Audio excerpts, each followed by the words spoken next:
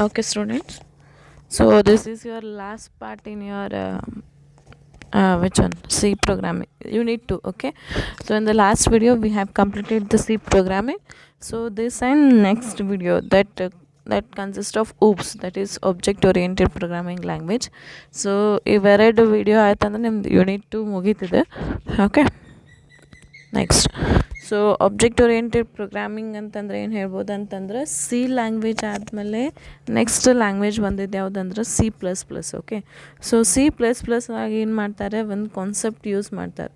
Actually ಏನು ಹೇಳಬೇಕಾಗಿತ್ತು ಅಂದರೆ C++ is a combination of low level and middle level language ಅಂತ ಹೇಳ್ಬೋದು. Okay, so low level and high level language ಅಂತ ಹೇಳ್ಬೋದು. Okay, so C++ is a middle level language. ತಲೆಗಿಟ್ಕೊರಿ, C++ is a middle level language ಅಂತ ಯಾವುದಕ್ಕೆ ಕರೀತಾರೆ ಅಂದರೆ it is a combination of both low level and high level language. Okay, so high level language ಅಂತಂದ್ರೆ ನಾವು C program ಅಂತ consider ಮಾಡ್ತೀವಿ.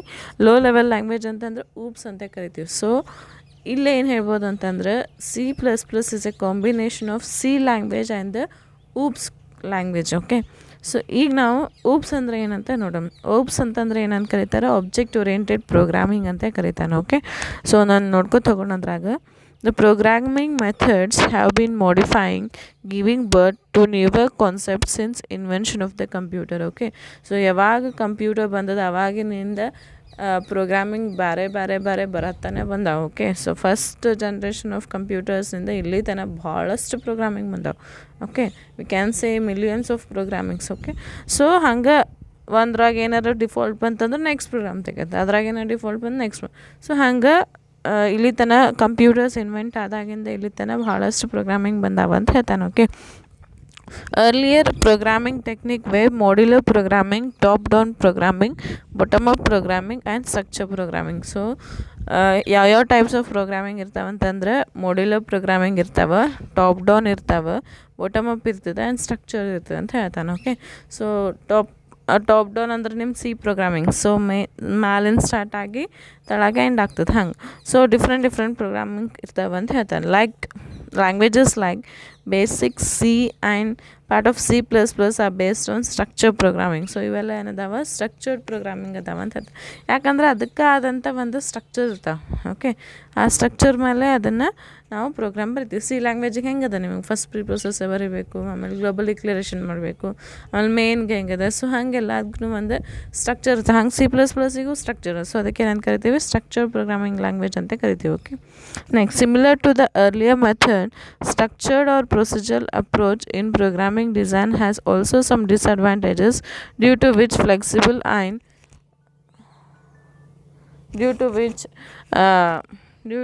reliable and flexible coding of programs and execution becomes difficult. Okay, so last programming language ಯಾವ್ದಿತ್ತು ನಿಮ್ದು, C programming language structured ಮತ್ತು procedural approach ಇತ್ತು. ಕರೆಕ್ಟಾ, procedure oriented programming language ಅಂತ ಹೇಳಿದೆ. So procedure oriented programming language ಒಳಗೆ ಏನು disadvantage ಇರಲ್ಲ, ಅದರಿಂದ ಏನಾಗ್ತದೆ ನಮಗೆ ರಿಲಿಯೇಬಲ್ ಮತ್ತು ಫ್ಲೆಕ್ಸಿಬಲ್ ಕೋಡಿಂಗ್ ಬರೋಂಗಿಲ್ಲ ಅಂತ ಹೇಳ್ತಾನೆ. ಸೊ ರಿಲಿಯೇಬಲ್ ಅಂತಂದ್ರೆ ಅಕ್ಯುರೇಟ್ ಅಥವಾ ಒಂದು ಕರೆಕ್ಟ್ ಆದಂಥ ಕೋಡಿಂಗ ಮತ್ತು ಫ್ಲೆಕ್ಸಿಬಲ್ ಕೋಡಿಂಗ್ ಇಲ್ಲ ಅಂತ ಹೇಳ್ತಾನೆ. ಸೊ ಅದ್ರ ಸಲುವಾಗಿ ಏನಾಗ್ತದೆ, ನಮ್ಮದು ಎಕ್ಸಿಕ್ಯೂಷನ್ ಡಿಫಿಕಲ್ಟ್ ಆಗ್ತದೆ ಅಂತ ಹೇಳ್ತಾನೆ. Okay, next, giving solutions to complex problems requires reusable, adaptable, efficient and convenient programming. Okay, ಭಾಳ ಕಾಂಪ್ಲೆಕ್ಸ್ ಪ್ರೋಗ್ರಾಮ್ಸ್ ಇದು ಅಂತಂದ್ರೆ ಅವಕ್ಕೆ ರಿಯೂಸೇಬಲ್ ಬೇಕು. ರಿಯೂಸೇಬಲ್ ಅಂತಂದ್ರೆ ಒಂದು ಪ್ರೋಗ್ರಾಮ್ನ 20 ಸತಿ ಯೂಸ್ ಮಾಡೋಕೆ ರಿಯೂಸೇಬಲ್ ಅಂತಾನೆ. ಅಡಾಪ್ಟೇಬಲ್ ಇರಬೇಕು, ಎಫಿಷಿಯಂಟ್ ಇರಬೇಕು. ಅಡಾಪ್ಟೇಬಲ್ ಅಂತಂದ್ರೆ ಈಸಿಲಿ ಇಂಪ್ಲಿಮೆಂಟ್ ಮಾಡೋ ಅಂಥದಂತ. ಎಫಿಷಿಯಂಟ್ ಅಂದರೆ ಕರೆಕ್ಟ್ ಅಕ್ಯುರೇಸಿ ಅಂತ ಹೇಳ್ಬೋದು. ಸೊ ಇವಕ್ಕೆಲ್ಲ ನಮಗೆ ಒಂದು ಕನ್ವಿನಿಯೆಂಟ್ ಪ್ರೋಗ್ರಾಮಿಂಗ್ ಮೆಥಡ್ಸ್ ಬೇಕಂತ ಹೇಳ್ತಾನೆ. Okay, a new concept called object oriented programming came in to existence that has many advantages related to the earlier procedure oriented programming. So ಅದು procedure oriented programming ಡಿಸ್ಅಡ್ವಾಂಟೇಜಸ್ನ overcome ಮಾಡೋಕ್ಕೆ object oriented ಪ್ರೋಗ್ರಾಮಿಂಗ್ನ ತೊಗೊಂಬಂದರು ಅಂತ ಹೇಳ್ತಾನೆ. Okay, ಇದಕ್ಕೆ ಭಾಳ advantages ಅವ ಅಂತ ಹೇಳ್ತಾನೆ. Okay, next, definition of OOPs. ಅಂದರೆ object oriented programming definition. Object oriented programming can be defined as an approach which provides a way of modularizing programs by creating partition memory area for both data and functions that can be used as template for creating copies of such modules on demand. So ಏನು ಹೇಳತ್ತ ನೋಡ್ರಿ, object oriented programming ಲ್ಯಾಂಗ್ವೇಜ್ನ ಏನು provide ಮಾಡ್ತಂದ್ರೆ ಒಂದು ಹೊಸಾದ ಮಾಡ್ಯುಲೈಸಿಂಗ್ ಅಂತಂದ್ರೆ ಒಂದು modulation ಅಂತ ಅಂದ್ರೆ ಒಂದು ಹೊಸಾದ ಅಂತಲೇ ಹೇಳ್ಬೋದು. ಇದ್ದಿದ್ದನ್ನ ಚೇಂಜ್ ಮಾಡೋದಕ್ಕೆ ಮಾಡ್ಯುಲೈಸ್. ಸೊ ಒಂದು ಹೊಸಾದ ಥೀಮ್ ಕೊಡ್ತದೆ. ಏನು ಥೀಮ್ ಅಂತಂದ್ರೆ ಅಲ್ಲಿ ನಾವು ಡಾಟಾ ಮತ್ತು ಫಂಕ್ಷನ್ಸ್ನ ಬೇರೆ ಬೇರೆ ಬರಿತೀವಿ. ಓಕೆ, ಸೊ ಅಲ್ಲೊಂದು ಟೆಂಪ್ಲೇಟ್ ಇದ್ದಂಗೆ ಇರ್ತದೆ, ಲೈಕ್ ಥೀಮ್ಸ್ ಇದ್ದಂಗೆ ಇರ್ತದೆ. ಓಕೆ, ಸೊ ಅಲ್ಲಿ ನಾವು ಡಾಟಾ ಬೇರೆ ಮಾಡ್ತೀವಿ, ಮೆಥಡ್ನ ಬೇರೆ ಮಾಡ್ತೀವಿ ಅಲ್ಲಿ ಊಪ್ಸ್ ಒಳಗೆ. ಓಕೆ, ಸೊ ಅಲ್ಲೇನಿರ್ತದೆ ಬೇರೆ ಬೇರೆ ಮಾಡೋದ್ರಿಂದ ಡಾಟಾಗೆ ಒಂದು ಬೇರೆ ಮೆಮೊರಿ ಕೊಡ್ತದೆ, ಫಂಕ್ಷನ್ಸಿಗೆ ಒಂದು ಬೇರೆ ಮೆಮೊರಿ ಕೊಡ್ತೀವಿ. ಬಟ್ ಸಿ ಒಳಗೆ ಹಾಗಿಲ್ಲ, ನಾವು ಡಾಟಾ ಮತ್ತು ಫಂಕ್ಷನ್ಸ್ ಒಂದೇ ಕಡೆ ಬರಿತೀವಿ, ಎರಡಕ್ಕೂ ಒಂದೇ ಮೆಮೊರಿ ಕೊಡ್ತೀವಿ. ಬಟ್ ಇಲ್ಲೇ ಎರಡಕ್ಕೂ ಏನು ಮಾಡ್ತಾನೆ, ಮೆಮೊರಿನ ಪಾರ್ಟಿಷನ್ ಮಾಡ್ತಾನೆ. ಅಂತಂದ್ರೆ ಅದಕ್ಕೆ ಬೇರೆ ಮೆಮೊರಿ, ಇದಕ್ಕೆ ಬೇರೆ ಮೆಮೊರಿ ಅಂಥೇಳಿ ಪಾರ್ಟಿಷನ್ ಮಾಡ್ತಾನೆ ಅಲ್ಲಿ ಊಪ್ಸ್ ಒಳಗೆ. Okay, next characteristics or features of OOPs. Okay, characteristics of OOPs ಏನನ್ನದ ನೋಡ್ರಿ. Important for examination characteristics. Importance is given to the data which actually has an important role to play in program execution rather than the procedure. Okay, ಇಲ್ಲಿ importance ಎದಕ್ಕೆ ಕೊಡ್ತದೆ ಅಂತಂದ್ರೆ data ಕೊಡ್ತಾನೆ ಅಂತ ಹೇಳ್ತಾನೆ. Okay, so program execution ಆಗಬೇಕಾಗಿತ್ತಂದ್ರೆ ನಮಗೆ important ಏನದ, ಡಾಟಾ ಅದ. ಓಕೆ, ಸೊ ಡಾಟಾಗೆ ಇಲ್ಲೇ ಇಂಪಾರ್ಟೆನ್ಸ್ ಕೊಡ್ತಾನೆ ಅಂತ ಹೇಳ್ತಾನೆ. ಸೊ ಪ್ರೋಗ್ರಾಮ್ ಎಕ್ಸಿಕ್ಯೂಷನಿಗೆ ಅದು ಮೇನ್ ಇಂಪಾರ್ಟೆಂಟ್ ಬೇಕು, ಏನು ಡಾಟಾಗೆ ಇಲ್ಲೇ ಇಂಪಾರ್ಟೆಂಟ್ ಕೊಡ್ತಾನೆ ಅಂತ ಹೇಳ್ಬೋದು. Okay, next programs are divided into objects which are the copies of the data structure called the class. Okay, ಇಲ್ಲಿ ನಮಗೆ ಆಬ್ಜೆಕ್ಟ್ ಅಂತ ಬರ್ತದೆ, ಹಂಗಂದ್ರೆ ನಾವಿಲ್ಲಿ ಆಬ್ಜೆಕ್ಟ್ ಕ್ರಿಯೇಟ್ ಮಾಡ್ತೀವಿ. ಓಕೆ, ಇಲ್ಲಿ ನಿಮಗೆ ಕ್ರಿಯೇಷನ್ ಅದೇನಿಲ್ಲ, ನಿಮಗೆ ಬರೀ ಥೇರಿ ಅಷ್ಟೇ ಅದ ಇಲ್ಲೇ ಪ್ರೋಗ್ರಾಮ್ಸ. ಬಟ್ ನಾವು ಪ್ರೋಗ್ರಾಮ್ ಬರಿಬೇಕಾಗಿತ್ತಂದ್ರೆ ಒಂದು ಸಪ್ರೇಟ್ ಡಾಟಾನ ಒಂದು ಸಪ್ರೇಟ್ ಕ್ರಿಯೇಟ್ ಮಾಡ್ತೀವಿ. ಓಕೆ, ಸೊ ಅದಕ್ಕೆ ಆಬ್ಜೆಕ್ಟ್ಸ್ ಅಂತ ಕರಿತೀವಿ. ಸೊ ಆ ಆಬ್ಜೆಕ್ಟ್ಸ್ ಕ್ರಿಯೇಟ್ ಮಾಡಿ ಆಮೇಲೆ ಆ ಆಬ್ಜೆಕ್ಟ್ಸ್ನಾಗೆ ನಮ್ಮ ವ್ಯಾಲ್ಯೂಸ್ನ ಕಳಿಸ್ತೀವಿ ಅದಕ್ಕೆ ಕ್ಲಾಸಿಗೆ. ಓಕೆ, ಸೊ ಅದಕ್ಕೆ ಇಲ್ಲಿ ಏನು ಬರ್ತದೆ ಅಂತಂದರೆ ಎರಡು ಟೈಪ್ಸ್ ಆಫ್ ಕಾನ್ಸೆಪ್ಟ್ ಬರ್ತಾವೆ, ಆಬ್ಜೆಕ್ಟ್ಸ್ ಆ್ಯಂಡ್ ಕ್ಲಾಸಸ್ ಅಂತ. ಅದನ್ನು ನೆಕ್ಸ್ಟ್ ನೀವು ನೋಡ್ತಿರೋದ್ರ ಬಗ್ಗೆ ಕೊಟ್ಟಾನ. Okay, due to data hiding technique data can not be access by external features. ಹಾಂ, ಇದು ಇಂಪಾರ್ಟೆಂಟ್. ಸಿ++ನಾಗ ಏನು ಕೊಡ್ತಾನಂದ್ರೆ ನಾವು ಆಬ್ಜೆಕ್ಟ್ಸ್ ಕ್ರಿಯೇಟ್ ಮಾಡೋದ್ನಿಂತ ಆ ಆಬ್ಜೆಕ್ಟ್ಸ್ನ ಹೈಡ್ ಮಾಡೋ ಅಂಥ ಕೆಪಾಸಿಟಿ ಕೊಡ್ತಾನೆ. Okay, encapsulation, inheritance and polymorphism ಅಂತ ಹೇಳಿ ಆಬ್ಜೆಕ್ಟ್ನ ಹೈಡ್ ಮಾಡೋ ಅಂಥ ಕೆಪಾಸಿಟಿ ಕೊಡ್ತಾನೆ. ಓಕೆ, ಸೊ ಅದಕ್ಕೇನಂತಾನೆ ಡಾಟಾ ಹೈಡಿಂಗ್ ಅಂತ ಕರಿತಾನೆ. ಸೊ ಆ ಡಾಟಾ ಹೈಡಿಂಗ್ ಮಾಡೋದ್ನಿಂತ ಏನಾಗ್ತದೆ ಅಂದರೆ ನಮ್ದು ಫಂಕ್ಷನ್ ಅಥವಾ ನಮ್ಮ ಪ್ರೋಗ್ರಾಮ್ನ ಬೇರೆದವ್ರು ಯಾರೂ ನೋಡೋಕ್ಕಾಗಂಗಿಲ್ಲ. ಓಕೆ, ನೀವು ನೋಡಿರಿ, ಎಲ್ಲರ ಒಂದು ವೆಬ್ಸೈಟ್ ಓಪನ್ ಮಾಡಿರಿ, ಅಲ್ಲೇ ರೈಟ್ ಕ್ಲಿಕ್ ಮಾಡಿ ವ್ಯೂ ಸೋರ್ಸ್ ಪೇಜ್ ಅಂತ ಕೊಡ್ರಿ. ಸೊ ಅಲ್ಲಿ ಏನಾಗ್ತದಲ್ಲ, ಆ ವೆಬ್ಸೈಟ್ ರೆಡಿ ಮಾಡೋಕೆ ಏನೇನು ಪ್ರೋಗ್ರಾಮ್ ತೊಗೊಂಡ್ರಲ್ಲ ಅದೆಲ್ಲ ಕಾಣಿಸ್ತದಲ್ಲಿ. ಓಕೆ, ಬಟ್ ನೀವು ಡಾಟಾ ಹೈಡಿಂಗ್ ಮಾಡ್ಕೊಂಡ್ರಂತಂದ್ರೆ ಅದನ್ನು ಅಲ್ಲೇ ನಮ್ಗೆ ಕಾಣಿಸಂಗಿಲ್ಲ, ಬೇರೆದವ್ರಿಗೆ ಕಾಣಿಸಂಗಿಲ್ಲ. ಸೊ ಎದಕ್ಕೆ ನಾವು ಹೈಡ್ ಮಾಡ್ಬೇಕಾಗಿತ್ತಂದ್ರೆ ನಮ್ಮ ಪ್ರೋಗ್ರಾಮ್ನ ಬೇರೆದವ್ರು ತೊಗೊಂಡು ಅದನ್ನು ಕಾಪಿ ಮಾಡ್ಕೋತಾರೆ. ಓಕೆ, ಸೊ ಅವ್ರು ಕಾಪಿ ಮಾಡಿಕೊಂಡು ನಮ್ಗಿಂತ ಚಲೋ ರೆಡಿ ಮಾಡ್ಬೋದು. ಸೊ ಅದ್ರ ಸಲುವಾಗಿ ನಮ್ದು ಡಾಟಾನ ಹೈಡ್ ಮಾಡ್ಬೇಕಂತ ಹೇಳ್ತಾ. Okay, the objects communicate with each other with the help of functions by sending message. Okay, so ಈ ಆಬ್ಜೆಕ್ಟ್ಸ್ ಏನು ಮಾಡ್ತಾವಂತಂದ್ರೆ ಒಂದು ವ್ಯಾಲ್ಯೂಸ್ನ ಸೆಂಡ್ ಮಾಡಿ ಎರಡು ಕಮ್ಯುನಿಕೇಟ್ ಅಂದರೆ ಡಿಫ್ರೆಂಟ್ ಆಬ್ಜೆಕ್ಟ್ಸ್ನ ಕಮ್ಯುನಿಕೇಟ್ ಮಾಡ್ತದೆ ಬೈ ಸೆಂಡಿಂಗ್ ದ ಮೆಸೇಜ್ ಅಂತ ಹೇಳ್ತಾನೆ. Okay, both data and functions that operate on data R Tide together with an object. Okay, so data ಮತ್ತು ಫಂಕ್ಷನ್ಸ್ ಅಂದರೆ ನಿಮ್ಮ ವೇರಿಯೇಬಲ್ಸ್ ಮತ್ತು ಫಂಕ್ಷನ್ಸ್ ಎರಡೂ ಈ ಆಬ್ಜೆಕ್ಟ್ ಒಳಗೆ ಹಾಕಿಟ್ಟಿರ್ತೀವಿ ಅಂತ ಹೇಳ್ತಾನೆ. Okay, new data and functions can be declared easily wherever necessary. So ನಮಗೆ ಎಲ್ಲಿ ನೆಸಸರಿ ಇದಲ್ಲ ಅಲ್ಲೇ ಅದು ಡಾಟಾ ಮತ್ತು ಫಂಕ್ಷನ್ಸ್ನ ಯೂಸ್ ಮಾಡ್ಬೋದು ಅಂತ ಹೇಳ್ತಾನೆ. It provides reusable facility by incorporating inheritance. Okay, so inheritance use ಮಾಡಿ ನಾವು ರಿಯೂಸಬಲ್ ಮಾಡ್ಬೋದು. ರಿಯೂಸಬಲ್ ಅಂತಂದರೆ ಒಂದು ಕೋಡ್ನ ಬರೆದು ಅದನ್ನು ಮತ್ತು ಭಾಳ ಸತಿ ಯೂಸ್ ಮಾಡ್ಬೋದು. Okay, here first procedure to solve simple task is return, then the task are combined and coordinated to perform the common task what we are accepting. This way of approaching is known as bottom up approaching. Okay, ಇಲ್ಲಿ ಏನು ಹೇಳ್ತಾನೆ ನೋಡಿರಿ, first ನಮಗೇನು solution ಬೇಕಲ್ಲ ಆ solution first ಬರಿತೀವಿ. Okay, ಈಗ ನಮ್ದು ಏನು ಪ್ರೋಗ್ರಾಮ್ ಇರ್ತದಲ್ಲ ಆ ಪ್ರೋಗ್ರಾಮ್ನ ಫಸ್ಟ್ ಬರಿತೀವಿ. ಓಕೆ, ಬರೆದಾದ್ಮೇಲೆ ಏನು ಮಾಡ್ತೀವಿ, ನಮ್ದೇನು ಪ್ರೋಗ್ರಾಮ ಮತ್ತು ಅದ್ರದ್ದು ಟಾಸ್ಕ್ ಎರಡೂ ಕಂಬೈನ್ ಮಾಡ್ತೀವಿ ಅಂತ ಹೇಳ್ತಾನೆ. ಓಕೆ, ಎರಡೂ ಕಂಬೈನ್ ಮಾಡಿ ನಮಗೇನು ಬರ್ತದಲ್ಲ ಅದಕ್ಕೆ ಬಾಟಮ್ ಅಪ್ ಅಪ್ರೋಚ್ ಅಂತ ಕರೀತಾರೆ. ನಿಮಗೆ ಒಂದು ಪ್ರೋಗ್ರಾಮ್ ಬರೋದ್ರೆ ಗೊತ್ತಾಗ್ತದೆ, ಬಟ್ ಇದ್ರ ಬಗ್ಗೆ ನಿಮ್ಗೆ ಅಷ್ಟು ಪ್ರೋಗ್ರಾಮ್ಸ್ ಅದಕ್ಕೆ ಕೊಟ್ಟಿಲ್ಲ. ಓಕೆ, ಜಸ್ಟ್ ತಲೆಗೆ ಏನು ಇಟ್ಕೊರಿ ಅಂತಂದ್ರೆ ಫಸ್ಟ್ ನಮಗೇನು ಸೊಲ್ಯೂಷನ್ ಅಲ್ಲ ಅದ್ರದ್ದು ಪ್ರೊಸೆಸ್ ಬರಿತೀವಿ. ಓಕೆ, ಆ ಪ್ರೊಸೆಸ್ ಬರೋದು ಅದನ್ನು ಮತ್ತೇನು ಟಾಸ್ಕ್ ಇರ್ತಲ್ಲ ಅದನ್ನು ಕಂಬೈನ್ ಮಾಡ್ತೀವಿ. ಸೊ ಕಂಬೈನ್ ಮಾಡಿ ಆಮೇಲೆ ಆ ಪ್ರೊಸೆಸ್ ಮತ್ತು ಕಂಬೈನ್ಡ್ ಇದಕ್ಕೆ ಏನಂತ ಕರಿತೀವಿ, ಬಾಟಮ್ ಅಪ್ ಅಪ್ರೋಚ್ ಅಂತ ಕರಿತೀವಿ. Okay, due to inheritance feature OOPS based program can be reused to create another program easily without disturbing the original one. Okay, inheritance feature use ಮಾಡೋದ್ರಿಂದ ಏನಾಗ್ತದಿಲ್ಲ ಅಂತಂದರೆ, due to inheritance feature OOPS based program can be reused to create another program easily without disturbing the original one. Okay, so OOPS ಒಳಗೆ inheritance ಅಂತ ಕೊಡ್ತಾನೆ. Okay, so inheritance ಅಂತಂದ್ರೆ ಏನು, ಇದ್ದಿದ್ದನ್ನ ಇನ್ನೊಮ್ಮೆ ಇನ್ಹೆರಿಟ್ ಮಾಡ್ಬೋದು. ಅಂದರೆ ಒಂದು ಪ್ರೋಗ್ರಾಮ್ ಇರ್ತದೆ ಅದನ್ನು ಮತ್ತೆ ಯೂಸ್ ಮಾಡ್ಬೋದು. ಓಕೆ, ಮತ್ತು ಇನ್ನೊಮ್ಮೆ ಯೂಸ್ ಮಾಡ್ಬೋದು. ಸೊ ಒರಿಜಿನಲ್ ಪ್ರೋಗ್ರಾಮಿಗೆ ಏನಿರ್ತದಲ್ಲ ಏನು ತ್ರಾಸಾಗಂಗಿಲ್ಲ, ಇದ್ದಿದ್ದನ್ನ ಇನ್ನೊಮ್ಮೆ ಯೂಸ್ ಮಾಡೋಕ್ಕೇನಂತಾನೆ ಇನ್ಹೆರಿಟೆನ್ಸ್ ಅಂತ. ನಿಮಗೆ ಅದ್ರ ಬಗ್ಗೆ ನೆಕ್ಸ್ಟ್ 3 ಅದಾವೆ, ಇನ್ಹೆರಿಟೆನ್ಸ್, ಎನ್ಕ್ಯಾಪ್ಸುಲೇಷನ್ ಆ್ಯಂಡ್ ಪಾಲಿಮಾರ್ಫಿಸಮ್, ಅಲ್ಲಿ ಕ್ಲಿಯರ್ ಆಗಿಬಿಡ್ತದೆ. Okay, next basic concept of OOPS. The object-oriented concepts are class, object, encapsulation, polymorphism, data hiding, abstraction, inheritance, reusability, operator and function overloading, static and dynamic binding. Okay, ಇವೆಲ್ಲ ನಿಮಗೆ ಇಲ್ಲಿ ಕೊಟ್ಟಾನಂತ ಹೇಳ್ತಾನೆ. ಏನು class, object, encapsulation, polymorphism, data hiding, abstraction, inheritance, reusability, operator and function overloading, static and dynamic binding. So ಇಷ್ಟೆಲ್ಲ ನಾವು next ನೋಡ್ತೀವಿ. So ಒಂದೊಂದು ನೋಡ್ಕೊತ ಹೋಗೋಣ. ಓಕೆ, ಸೊ ಇಲ್ಲಿ ಕೊಟ್ಟಾನ ನೋಡ್ರಿ, ಇದು ಪ್ರೋಗ್ರಾಮ್ ನೋಡ್ರಿ. ಈಗ ಆಬ್ಜೆಕ್ಟ್ ಎ ಅಂತ ತೊಗೊಳೋಣ. ಸೊ ಆಬ್ಜೆಕ್ಟ್ ಎ ಒಳಗೆ ಏನದ ಡಾಟಾ ಮತ್ತು ಮೆಂಬರ್. ಡಾಟಾ ಅಂದರೆ ಏನು ತಲೆಗೆ ಇಟ್ಕೋತೀರಿ, ನಿಮ್ದು ವೇರಿಯಬಲ್ಸ್, ನೀವೇನು ಸಿ ಒಳಗೆ ವೇರಿಯಬಲ್ ಡಿಕ್ಲರೇಷನ್ ಮಾಡ್ತಿದ್ರಲ್ಲ ಅದನ್ನು ಯೂಸ್ ಮಾಡೋಕ್ಕೆ ತಪ್ಪಿಲ್ಲ. ಸೊ ಅದಕ್ಕೆ ಡಾಟಾ ಅಂತ ಕರಿತಾನೆ. ಮೆಂಬರ್ ಫಂಕ್ಷನ್ ಅಂತಂದ್ರೆ ನೀವೇನು ಯೂಸ್ ಆಫ್ ಫಂಕ್ಷನ್ ಬರೀತಿರಲ್ಲ. Okay, like sum, add, last ಫಂಕ್ಷನ್ಸ್ನಾಗ ಹೇಳಿದಲ್ಲ ಅದು. ಓಕೆ, ಡಾಟಾ ಮತ್ತು ಮೆಂಬರ್ ಫಂಕ್ಷನ್ನ ಎರಡು ಬೇರೆ ಬೇರೆ ಬರಿತೀವಿ ಇಲ್ಲಿ. ಓಕೆ, ಅಂದರೆ ಒಂದು ಮೇನ್ ಮೆಮೊರಿ ಒಳಗೆ ಎರಡಕ್ಕೂ ಬೇರೆ ಬೇರೆ ಪೊಸಿಷನ್ ಕೊಡ್ತೀವಿ ಅಂತ ಹೇಳ್ತಾನೆ. ಅಂದ್ರೆ ಪಾರ್ಟಿಷನ್ ಮಾಡ್ತಾನೆ. ಸೊ ಡಾಟಾ ಮ್ಯಾಲೆ ಬರುತ್ತೆ, ಆಮೇಲೆ member function. Okay, object A ಒಳಗೆ ಡಾಟಾ ಬರ್ತೀವಿ, ಮೆಂಬರ್ ಬರ್ತೀವಿ. ಮತ್ತು ಆಬ್ಜೆಕ್ಟ್ ಬಿ ಒಳಗೆ ಸೆಕೆಂಡ್ ಆಬ್ಜೆಕ್ಟ್ ತಗೋತೀವಿ, ಅದಕ್ಕೂ ಡಾಟಾ ಮತ್ತು ಮೆಂಬರ್ ಬರ್ತೀವಿ.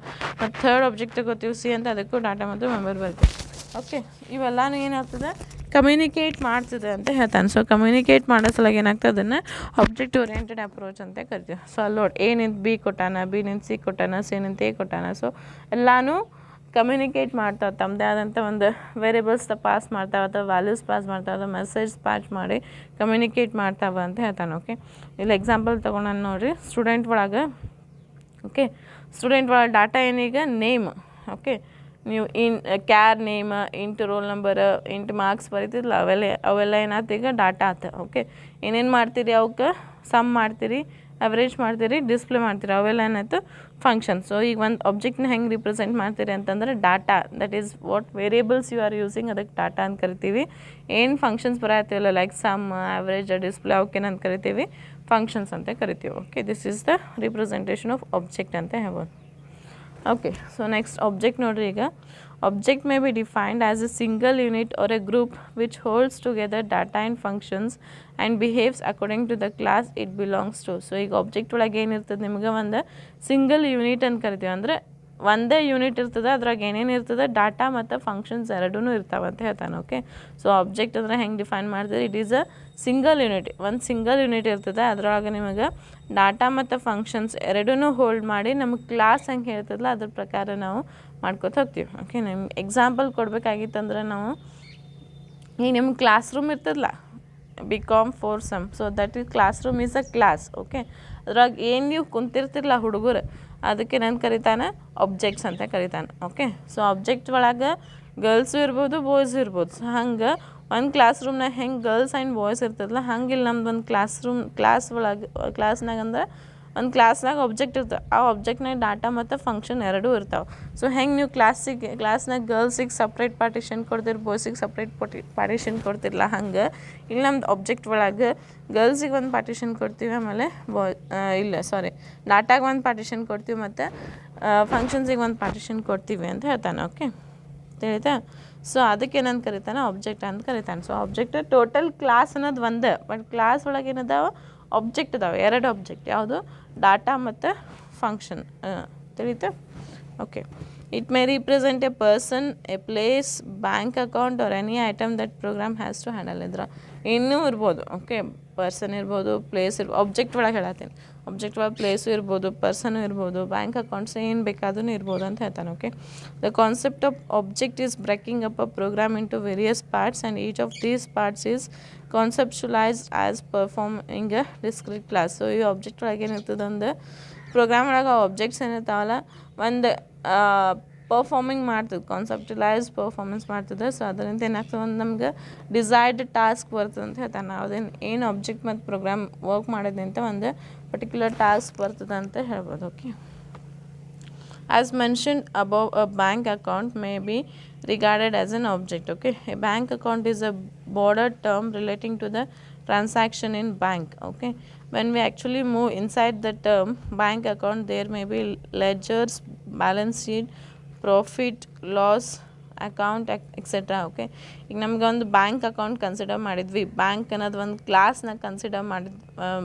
ಕನ್ಸಿಡರ್ ಮಾಡಿದ್ವಂದ್ರೆ ಆ ಬ್ಯಾಂಕ್ ಒಳಗೆ ಹೋಗ್ಕೊಳ್ಳೆ ನಮ್ಗೆ ಏನೇನು ಬರ್ತಾವೆ ಆಬ್ಜೆಕ್ಟ್ಸ್, ನಿಮ್ಮ ಲೆಜರ್ಸ್ ಇರ್ಬೋದು, ಬ್ಯಾಲೆನ್ಸ್ ಶೀಟ್ ಇರ್ಬೋದು, ಪ್ರಾಫಿಟ್ ಆ್ಯಂಡ್ ಲಾಸ್ ಇರ್ಬೋದು. ಸೊ ಅವೆಲ್ಲ ಏನು ಆಬ್ಜೆಕ್ಟ್ ಅಂತಂದ್ರೆ ಆಬ್ಜೆಕ್ಟ್ನಾಗ ಅವನ್ನೆಲ್ಲ ಇರ್ತಾವೆ ಅಂತ ಹೇಳ್ತಾನೆ. ಓಕೆ, ಹೆಂಗೆ ಬೇಕಾದಂಗೂ ನೀವು ರಿಲೇಟ್ ಮಾಡ್ಕೋಬೋದು. ಒಂದು ಕ್ಲಾಸ್ ಅದ್ರಾಗ ಎಷ್ಟು ಬೇಕಾದಷ್ಟು objects. Okay, to manipulate this data we use accounting calculations and other procedures. So ಇದನ್ನ ಮ್ಯಾಗ ವರ್ಕ್ ಮಾಡಬೇಕಾಗಿತ್ತಂದ್ರೆ ನಾವು ಅಕೌಂಟಿಂಗ್ ಕ್ಯಾಲ್ಕುಲೇಷನ್ಸ್ ಮಾಡ್ತೀವಿ, ಆಮೇಲೆ ಬೇರೆ ಬೇರೆ ಪ್ರೊಸೀಜರ್ಸ್ನ ಮಾಡ್ತೀವಿ ಅಂತ ಹೇಳ್ತಾನೆ. Okay, these calculations and procedures can be regarded as function. Okay, ಈ ಬ್ಯಾಂಕ್ನಾಗ ಏನಾಯ್ತು, ಕ್ಯಾಲ್ಕುಲೇಷನ್ ಮತ್ತು ನಾವು ಏನು ಬೇರೆ ಬೇರೆ ಪ್ರೊಸೀಜರ್ಸ್ ಮಾಡ್ತೀವಲ್ಲ ಅದನ್ನು ಫಂಕ್ಷನ್ ಅಂತ ಕರಿತಾನೆ. ಓಕೆ, ಆಮೇಲೆ ಏನು ಹೋಲ್ಡ್ ಮಾಡಿರ್ತಾವಲ್ಲ, ಲೈಕ್ ನಿಮ್ಮ ಲೆಡ್ಜರ್ಸ್ ಆಗಲಿ, ಅಕೌಂಟ್ ನಂಬರ್ ಆಗಲಿ, ಓಕೆ, ಬ್ಯಾಲೆನ್ಸ್ ಇರ್ಬೋದು, ಸಿವೆಲ್ಲ ಏನೋ ಡಾಟಾ ಅಂತ ಕರಿತಾನೆ. ಓಕೆ, ಸೊ ಈಗ ಒಂದು ಬ್ಯಾಂಕನ್ನ ಕ್ಲಾಸ್ನಾಗ ಡಿಫ್ರೆಂಟ್ ಆಬ್ಜೆಕ್ಟ್ಸ್ ಅದಾವೆ. ಸೊ ಆ ಆಬ್ಜೆಕ್ಟ್ ಒಳಗೆ ಏನೇನದು, ಈಗ ನಿಮ್ದು ಅಕೌಂಟ್ ನಂಬರ್, ನೇಮ್, ಓಕೆ, ಆಮೇಲೆ ಬ್ಯಾಲೆನ್ಸ್, ಇವೆಲ್ಲ ಏನದು ಡಾಟಾ ಆಯ್ತು.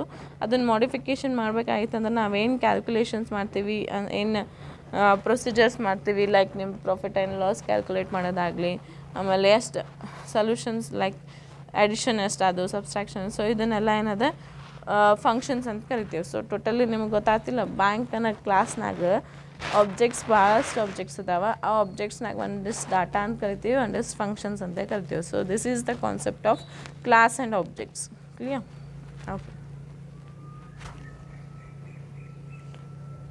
ಓಕೆ, ಅದೇ ಅದನ್ನೆಲ್ಲ. Next, the member function that access member data are called accessor functions, and the member function that manipulate members are called mutator functions. ಇದನ್ನು ಹೇಳಿ ನಿಮಗೆ ಫಂಕ್ಷನ್ಸ್ ಒಳಗೆ. ಓಕೆ, ಮೆಂಬರ್ ಅಂದರೆ ನಿಮ್ಮ ಕ್ಲಾಸ್ ಒಳಗೆ ಏನು ಡಾಟಾ ತಗೋತದಲ್ಲ ಅದಕ್ಕೆ accessor ಅಂತ ಕರಿತೀವಿ. ಆಮೇಲೆ ಆ ಡಾಟಾ ತೊಗೊಂಡು ಏನು ಅದ್ರ ಮ್ಯಾಗ ಕ್ಯಾಲ್ಕುಲೇಷನ್ಸ್ ಮಾಡ್ತೀವಲ್ಲ ಅದಕ್ಕೆ ಮ್ಯೂಟೇಟರ್ ಅಂತ ಕರಿತೀವಿ. ಓಕೆ, ನೆಕ್ಸ್ಟ್ ಏನದ ಕ್ಲಾಸ್. ಈಗ ಆಬ್ಜೆಕ್ಟ್ ಅಂದರೆ ಏನು ತಿಳಿತಲ್ಲ, ಒಂದು ಸಿಂಗಲ್ ಯೂನಿಟ್ ಇರ್ತದೆ, ಅದ್ರಾಗ ಡಾಟಾ ಮತ್ತು ವೇರಿಯೇಬಲ್ಸ್ನ ಹೋಲ್ಡ್ ಮಾಡೋಕ್ಕೆ ಕ್ಲಾಸ್ ಅಂತ ಕರಿತೀವಿ. ಓಕೆ, ಆಬ್ಜೆಕ್ಟ್ ಅಂತ ಕರಿತೀವಿ. ಸೊ ಈ ಕ್ಲಾಸ್ ಅಂದರೆ ಏನು ನೋಡೋಣ. ಈ class is a user defined data type that can be defined as a template, model or blueprint for an object. Okay, ಈ ಕ್ಲಾಸ್ ಅಂತಂದ್ರೇನು, ಒಂದು ಟೆಂಪ್ಲೇಟ್ ಅಥವಾ ಒಂದು ಮಾಡೆಲ್ ಅಥವಾ ಒಂದು ಬ್ಲೂ ಪ್ರಿಂಟ್, ಒಂದು ಆಬ್ಜೆಕ್ಟ್ನ ಆಪ್ರೇಟ್ ಮಾಡೋಕ್ಕೆ ಒಂದು ಬ್ಲೂ ಪ್ರಿಂಟ್ ಅವ್ರ ಒಂದು ಟೆಂಪ್ಲೇಟ್ ಅವ್ರ ಒಂದು ಮಾಡೆಲಿಗೆ ಏನಂತ ಕರಿತಾನೆ, ಕ್ಲಾಸ್ ಅಂತ ಕರಿತಾನೆ. ಓಕೆ, ಇದು ಕ್ಲಾಸ್ ಏನದಲ್ಲ ಯೂಸರ್ ಡಿಫೈನ್ಡ್ ಡಾಟಾ ಟೈಪ್ ಅದ, ಅಂದ್ರೆ ನಿಮಗೆ ಯೂಸರಿಗೆ ಹೆಂಗೆ ಬೇಕು ಹಂಗೆ ನೀವು ಕ್ಲಾಸ್ನ ಬರ್ಕೋಬೋದು ಅಂತ ಹೇಳ್ತಾನೆ. Okay, a class is like a data type to a data that is the object. Okay, in a program class actually declares a set data and their related functions. Okay, so ಒಂದು ಪ್ರೋಗ್ರಾಮ್ನಾಗ ಏನಿದೆ, ಒಂದು ಕ್ಲಾಸ್ನಾಗ ಏನಿದೆ ಅಂತಂದ್ರೆ ಅದ್ರ data ಮತ್ತು ಅದ್ರ functions related ಇರ್ತದೆ. ಅಂದ್ರೆ ಏನು ಕ್ಲಾಸ್, ಈಗ ಒಂದು ಕ್ಲಾಸ್ ಒಳಗೆ ನಿಮ್ದು ಬಾಯ್ಸ್ ಎಷ್ಟು ಮಂದಿ ಅದಾರ, ಗರ್ಲ್ಸ್ ಎಷ್ಟು ಮಂದಿ ಅದಾರ ಅಂತ ನೋಡ್ಕೊತೀವಲ್ಲ, ಹಂಗೆ ಈ ಕ್ಲಾಸ್ನಾಗೂ ಅದ್ರದ್ದು ಎಷ್ಟು ಡಾಟಾಸ್ ಅದಾವೆ, ಎಷ್ಟು ಫಂಕ್ಷನ್ಸ್ ಅದಾವೆ, ಅದನ್ನೆಲ್ಲ ರಿಲೇಟೆಡ್ ಅದ ಅಂತ ನೋಡ್ಕೊತಾನೆ. Okay, then objects created from this class are actually used to manipulate or access data in a program. Okay, ಈ ಕ್ಲಾಸಿಗೆ ನಾವು ಏನು ಆಬ್ಜೆಕ್ಟ್ ಕ್ರಿಯೇಟ್ ಮಾಡ್ತೀವಲ್ಲ ಅದರಿಂದ ನಮಗೆ ಏನಂತಾನೆ ಯೂಸ್ ಮಾಡ್ತೀವಿ, ಡಾಟಾನ ಯೂಸ್ ಮಾಡ್ತೀವಿ, ಆಮೇಲೆ ಆಕ್ಸೆಸ್ ಮಾಡ್ತೀವಿ, ಆಮೇಲೆ ಮ್ಯಾನಿಪುಲೇಟ್ ಮಾಡ್ತೀವಿ ಅಂತ ಹೇಳ್ತಾನೆ. Okay, in a simple C or C plus program we write an integer variable like, okay, integer variable ಹೆಂಗೆ ಬರಿತೀವಿ, ಇಂಟ್ ನಮ್ ಅಂತ ಕರಿತೀವಿ. ಸೊ ಇಂಟ್ ಏನದ ಡಾಟಾ ಟೈಪ್ ಅದ, ನಂಬರ್ ಏನದ ವೇರಿಯಬಲ್. ಸಿಮಿಲರ್ಲಿ ಕ್ಲಾಸ್ನ ಹೆಂಗೆ ಬರಿತೀವಿ ಅಂದ್ರೆ ಕ್ಲಾಸ್ ಆಬ್ಜೆಕ್ಟ್ ಅಂತ ಬರ್ತೀವಿ. ಸೊ ಕ್ಲಾಸ್ ಏನದ ಯೂಸರ್ ಡಿಫೈನ್ಡ್ ಡಾಟಾ ಟೈಪ್ ಅದ, ಆಬ್ಜೆಕ್ಟ್ ಏನದ ವೇರಿಯಬಲ್ ಟೈಪ್ ಅದ.